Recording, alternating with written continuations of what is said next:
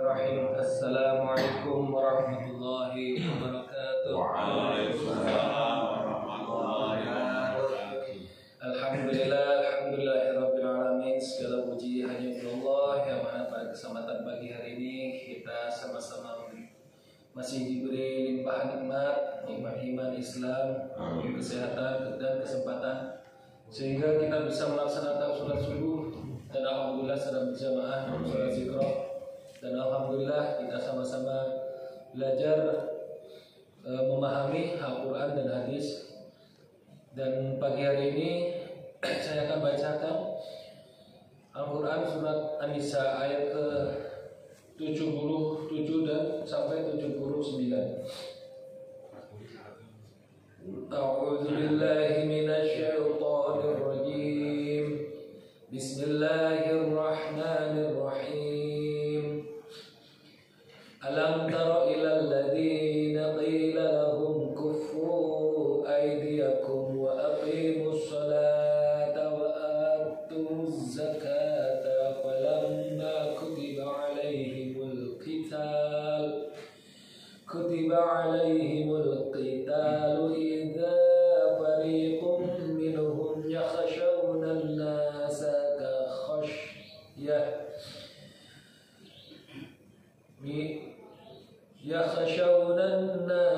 ka khashyatillahi aw ashadda khashyah wa qalu rabbana lima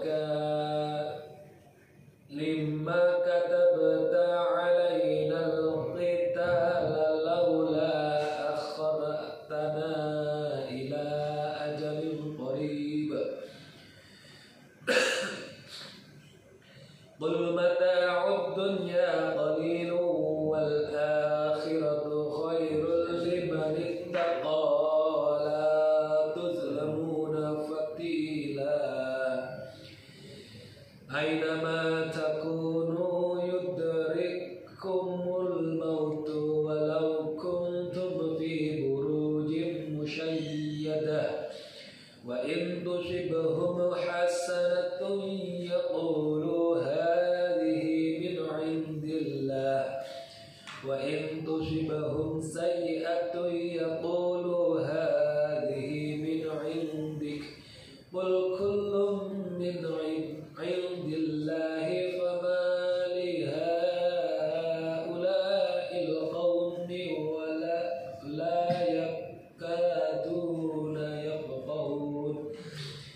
la yakaduna yafqahuna haditha.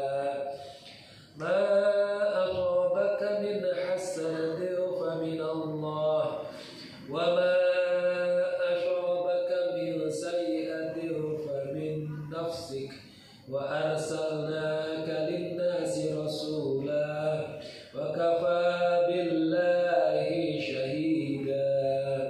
Sadaqallahul azim. Artinya, tidakkah kamu memperhatikan orang-orang yang dikatakan kepada mereka, tahanlah tanganmu dari berperang, dirikanlah sholat dan tunaikanlah zakat. Setelah diwajibkan kepada mereka berperang, tiba-tiba sebagian dari mereka atau golongan munafik takut kepada manusia atau musuh seperti takutnya kepada Allah, bahkan lebih sangat dari itu takutnya. Mereka berkata, ya Rabb kami, mengapa engkau wajibkan berperang kepada kami? Mengapa tidak engkau tangguhkan atau kewajiban berperang kepada kami beberapa waktu lagi? Katakanlah, kesenangan di dunia ini hanya sebentar, dan akhirat itu lebih baik untuk orang-orang yang bertakwa, dan kamu tidak akan dianiaya sedikit pun. Di mana saja kamu berada, kematian akan mendapatkanmu, kendalipun kamu di dalam benteng yang tinggi lagi kokoh. Dan jika memperoleh kebaikan, mereka mengatakan, ini adalah dari sisi Allah. Dan kalau mereka ditimpa suatu bencana, mereka mengatakan, ini datangnya dari sisimu Muhammad. Katakanlah, semuanya datang dari sisi Allah. Maka mengapa orang-orang itu atau orang munafik hampir-hampir tidak memahami pembicaraan sedikit pun. Apa saja nikmat yang kamu peroleh adalah dari Allah, dan apa saja bencana yang menimpamu maka dari kesalahan dirimu sendiri. Kami mengutusmu menjadi rasul kepada segenap manusia, dan cukuplah Allah menjadi saksi. Maha benar Allah dengan segala firman-Nya. Dahulu kaum mukminin pada masa permulaan Islam, saat di kota Mekah, diperintahkan untuk sholat dan zakat, walaupun tanpa ada batasan tertentu. Mereka diperintahkan agar melindungi orang-orang yang fakir, diperintahkan untuk memaafkan dan membiarkan kaum musyrikin, dan sabar hingga batas waktu yang ditentukan. Padahal semangat mereka amat membara dan amat senang seandainya mereka diperintahkan berperang melawan musuh-musuh mereka. Akan tetapi kondisi saat itu tidak memungkinkan dikarenakan banyak sebab.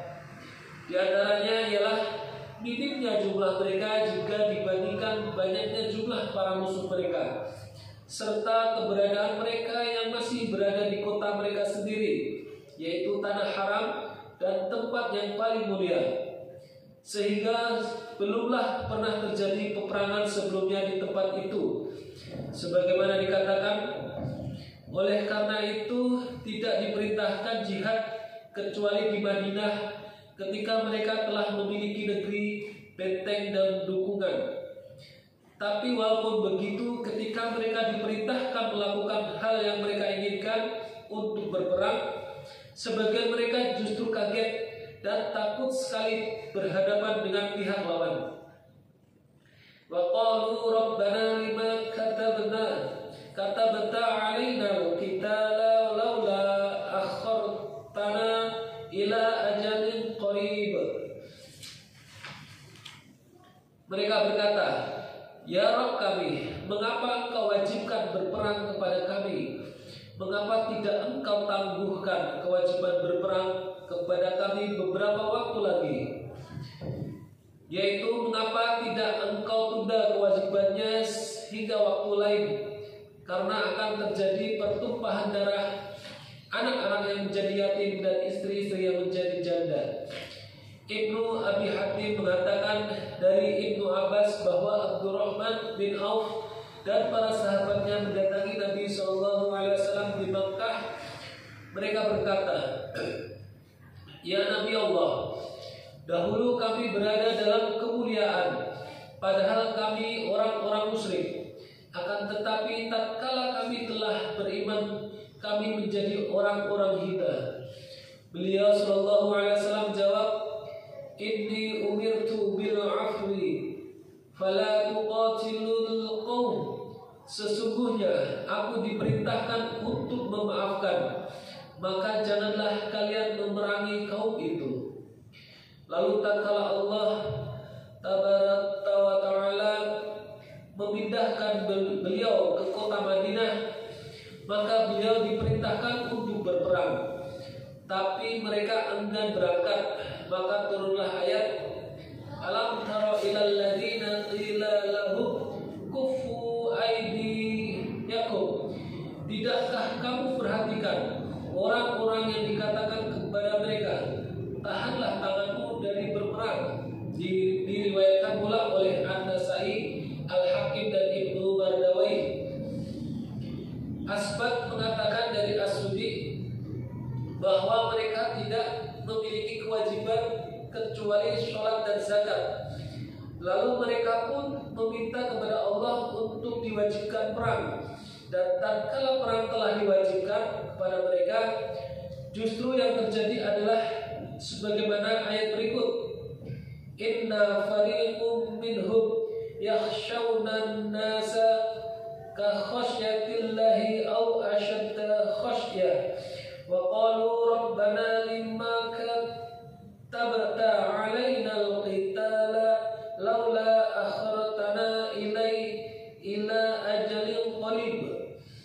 Tiba-tiba sebagian dari mereka atau golongan munafik takut kepada manusia atau musuh seperti takutnya kepada Allah. bahkan lebih sangat dari itu takutnya. Mereka berkata, "Ya Rabb kami, mengapa Engkau wajibkan berperang kepada kami? Mengapa tidak Engkau tangguhkan kepada kami beberapa waktu lagi, yaitu kematian?" Allah Subhanahu wa taala berfirman, "Qul mata'ud dunya qalilun wal akhiratu khairul limanit taqwa." Katakanlah, kesenangan di dunia ini hanya sebentar, dan akhirat itu lebih baik bagi orang-orang yang bertakwa. Mujahid berkata, sesungguhnya ayat ini turun untuk orang-orang Yahudi. Hadis riwayat Ibnu Jarir. Firman-Nya, qul mata'ud dunya qalilun wal akhiratul khairul limanittaqo. Katakanlah, kesenangan di dunia ini hanya sebentar, dan akhirat itu lebih baik bagi orang-orang yang bertakwa. Yaitu akhir kehidupan orang-orang yang bertakwa lebih baik daripada dunianya. Wala tuzlamuna fatila, dan kamu tidak akan dianiaya sedikit pun, yaitu dari amal-amal kalian, tapi kalian akan diberikan balasan yang paling sempurna. Ini adalah suatu hiburan bagi mereka di dalam dunia, dorongan bagi mereka untuk akhirat, dan anjuran bagi mereka untuk berjihad. Ibnu Abi Hatim meriwayatkan dari Hisham bahwa dia berkata, Al-Hasan membaca tentang Qul mata'ud dunya qalil. Katakanlah, kesenangan di dunia ini hanya sebentar. Dia berkata, semoga Allah memberi rahmat kepada hamba yang menyikapi dunia sesuai dengan hal itu. Dunia itu seluruhnya, awal dan akhirnya, tidak lain kecuali seperti seseorang yang tidur, lalu bermimpi yang dicintainya, akan tetapi tiba-tiba dia sadar. Ibnu Ma'in berkata bahwa Abu Mishhar bersyair, tidak ada kebaikan di dunia bagi orang-orang yang tidak memiliki bagian di akhirat dari Allah. Sekalipun dunia menakjubkan banyak orang, akan tetapi ia merupakan harta benda yang sedikit dan akan cepat sirna. Firman Allah Azza wa Jalla, "Ainama takunu yudrikumul mautu walau kuntum fi burujim musyayyadah." Di mana saja kamu berada, kematian akan mendapatkanmu, kendati pun kamu di dalam benteng yang tinggi lagi kokoh. Yaitu kalian pasti akan menuju kematian. Tidak ada seorang pun yang akan selamat darinya. Sebagaimana Allah SWT berfirman,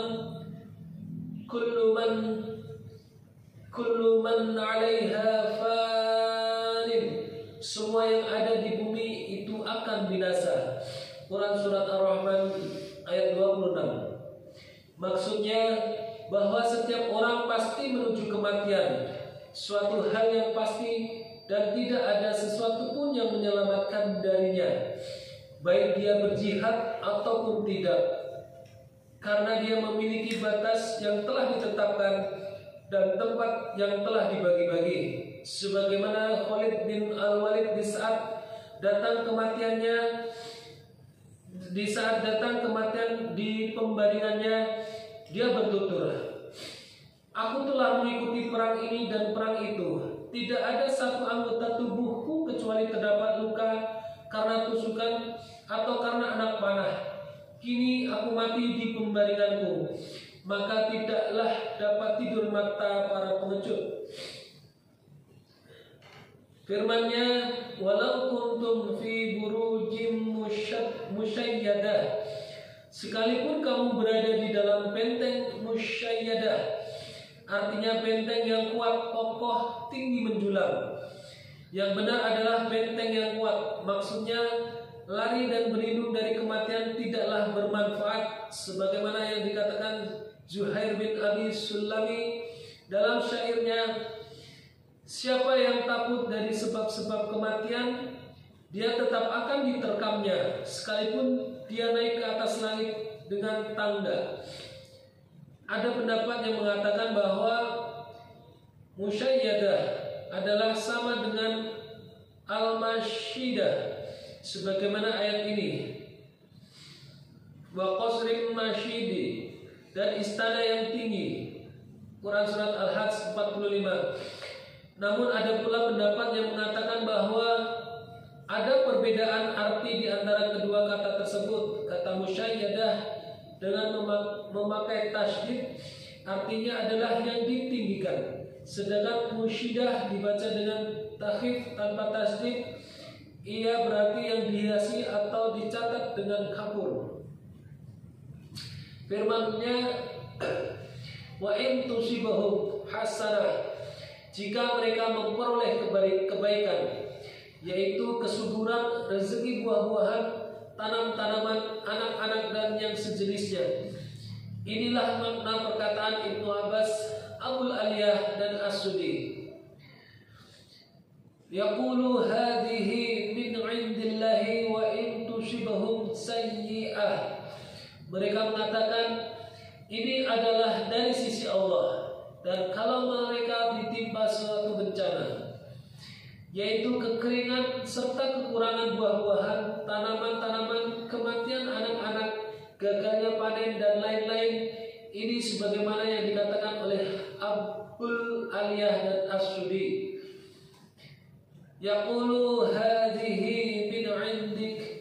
Mereka mengatakan ini dari sisimu ya Muhammad, yaitu dari dirimu, karena kami mengikutimu dan agamamu.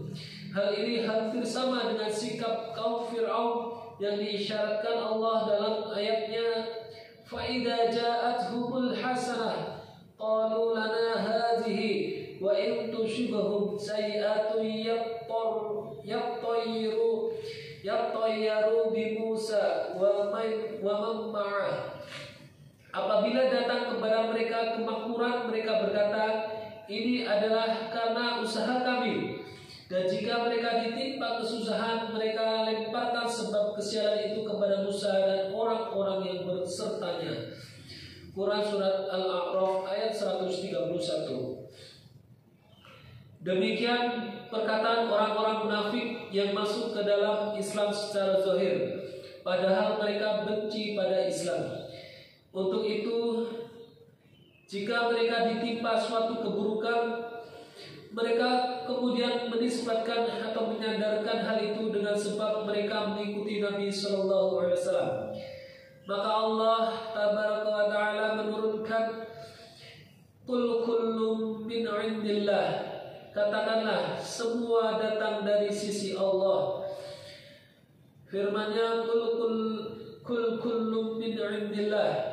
Katakanlah semua datang dari sisi Allah, yaitu seluruhnya dengan qada atau putusan serta dengan qadar atau ketentuan Allah.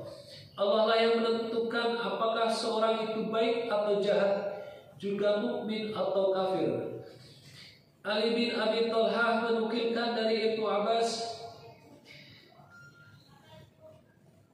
Kullum min indillah, maksudnya adalah kebaikan dan keburukan. Demikian pula perkataan atau yang menjadi pendapat Al-Hasan Al-Basri. Kemudian Allah Azza wa Jalla mengingkari orang-orang yang mengucapkan kata-kata yang muncul dari keraguan dan kebimbangan, kurang paham dan kurang berilmu, serta bertumpuknya kejahilan dan kezaliman. Ula'il qawmi la yakaduna yafqahuna haditha. Maka mereka orang-orang itu atau orang munafik hampir-hampir tidak memahami pembicaraan sedikit pun. Lalu Allah berfirman kepada Rasulnya Shallallahu Alaihi Wasallam dengan tujuan untuk seluruh manusia, Ma asyobaka min hasanatin fa min Allah. Apa saja nikmat yang kamu peroleh adalah dari Allah, yaitu dari karunia, kenikmatan, kelembutan dan kasih sayangnya. Dan wa ma asabaka min sayyiati famin nafsik, dan apa saja bencana yang menimpamu maka dari dirimu sendiri, yaitu dari sisimu dan dari perbuatanmu. Sebagaimana dalam firman-Nya yang lain, wa ma asabakum min musibatin fabima kasabat aydikum wa ya'fu an katsir, dan apa saja musibah yang menimpamu maka adalah disebabkan oleh perbuatan tanganmu sendiri, dan Allah memaafkan sebagian besar dari kesalahan-kesalahanmu. Quran Surat Asy-Syura ayat 30. As-Sudi dan Al-Hasan Al-Basri, Ibnu Jurayj dan Ibnu Zaid berkata, "Famin nafsik," maka dari dirimu sendiri, yaitu dengan sebab dosamu. Qatadah berkata ihwal ayat ini, "Famin nafsik," maka dari dirimu sendiri sebagai sanksi bagimu, hai anak Adam, disebabkan dosa-dosamu. Diriwayatkan secara bersambung atau mausul di dalam as-sahih, "Walladzi nafsi biyadihi la yusibul mu'mina hammun wala khurnun wala nasabun hatta syaukatu yushakkuha illa kaffarallahu anhu biha min khotoyah." Demi Rob yang jiwaku di tangannya, tidaklah menimpa orang mukmin baik itu kesedihan, duka cita atau kelelahan hingga terkena duri, melainkan Allah akan menghapuskan kesalahan-kesalahannya dengan sebab tersebut. Abu Saleh berkata, "Wa ma asabaka min sayyiati faminin nafsik," dan apa saja bencana yang menimpamu maka dari dirimu sendiri, yaitu dengan sebab dosamu, dan aku yang menakdirkannya atasmu. Hadis riwayat Ibnu Jarir. Ibnu Abi Hatim menukilkan dari Mutarrifid bin Abdillah, dia berkata, "Apa yang kalian inginkan dengan qadar? Apakah tidak cukup bagi kalian ayat yang terdapat di dalam surat An-Nisa dengan lafaz berikut, Wa in tusibahum hasanatun yaqulu hadhihi min indillah, wa in tusibahum sayyi'atun yaqulu hadhihi min indik." Dan jika mereka memperoleh kebaikan, mereka mengatakan, "Ini adalah dari sisi Allah." Dan kalau mereka ditimpa suatu bencana, mereka mengatakan, "Ini datangnya dari sisi kamu Muhammad." Quran Surat An-Nisa 78, yaitu dari diri sendiri. Demi Allah, mereka tidak diserahkan sepenuhnya kepada takdir. Mereka telah diperintah dan sesuai takdirlah akhirnya urusan mereka. Ini merupakan kalimat kokoh dan kuat yang menolak pendapat Qadariyah dan Jabariyah. Untuk memperluasnya akan dibahas pada tempat yang lain. Firman Allah, "Wa arsalnaka lin-nasi rasula," kami mengutusmu menjadi rasul kepada segenap manusia, yaitu engkau sampaikan kepada mereka syariat-syariat Allah, apa yang dicintai dan diridhoinya, serta apa yang dibenci dan tidak disenanginya. Wa kafa billahi syahida, dan cukuplah Allah sebagai saksi, yaitu bahwa Allah telah mengutusmu, dan Allah pula yang menjadi saksi antara kamu dan mereka. Allah Maha mengetahui tentang apa yang telah engkau sampaikan kepada mereka, serta tentang penolakan mereka terhadap kebenaran yang berasal darimu karena kufur dan pembangkangan. Alhamdulillah, pembacaan Quran Surat An-Nisa ayat 77-79 telah saya bacakan. Saya lanjutkan ke pembacaan hadis. Hadis yang keempat masih mengenai bab keutamaan kaum muslimin yang lemah, orang-orang fakir dan orang-orang yang tidak terkenal. Dari Abu Hurairah radhiyallahu anhu meriwayatkan dari Rasulullah sallallahu alaihi wasallam yang bersabda, sungguh kelak pada hari kiamat akan datang seseorang yang besar dan gemuk, tetapi di sisi Allah timbangan beratnya tidak lebih dari timbangan sehelai sayap nyamuk. Muttafaqun alaih. Penjelasan hadis ini menunjukkan bahwa orang yang mempunyai kekuasaan atau pangkat di dunia, jika ia tidak mempunyai ketakwaan, maka ia tidak mempunyai kedudukan di sisi Allah. Dalam hadis sahih disebutkan, di hadapanmu kekayaan tidak dapat memberi manfaat ataupun terhadap pemiliknya.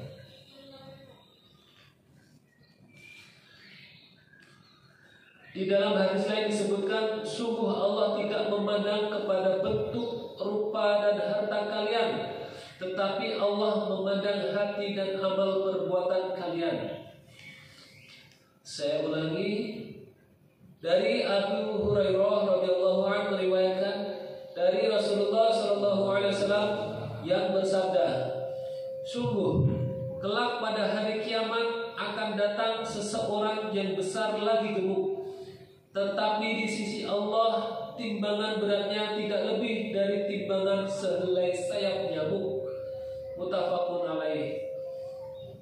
Penjelasan hadis ini menunjukkan bahwa orang yang mempunyai kekuasaan dan pangkat di dunia, jika ia tidak mempunyai ketakwaan, maka ia tidak mempunyai kedudukan di sisi Allah. Dalam hadis sahih disebutkan, di hadapanmu kekayaan tidak dapat memberi manfaat apapun terhadap pemiliknya. Di dalam hadis lain disebutkan juga, sungguh Allah tidak memandang kepada bentuk rupa dan harta kalian, tetapi Allah memandang hati dan amal perbuatan kalian. Alhamdulillah, pembacaan hadis juga telah saya bacakan. Mudah-mudahan apa yang sama-sama kita dengar pada pagi hari ini bisa membekas lah, bisa kita pahami dan membekas sehingga bisa kita amalkan di kehidupan kita sehari-hari. Amin ya Allah. Kita tutup pada pagi hari ini dengan doa kafaratul majlis. Subhanallahumma wa bihamdika asyhadu an la ilaha illa anta astaghfiruka wa atubu ilaik. Assalamualaikum warahmatullahi wabarakatuh. Waalaikumsalam warahmatullahi wabarakatuh.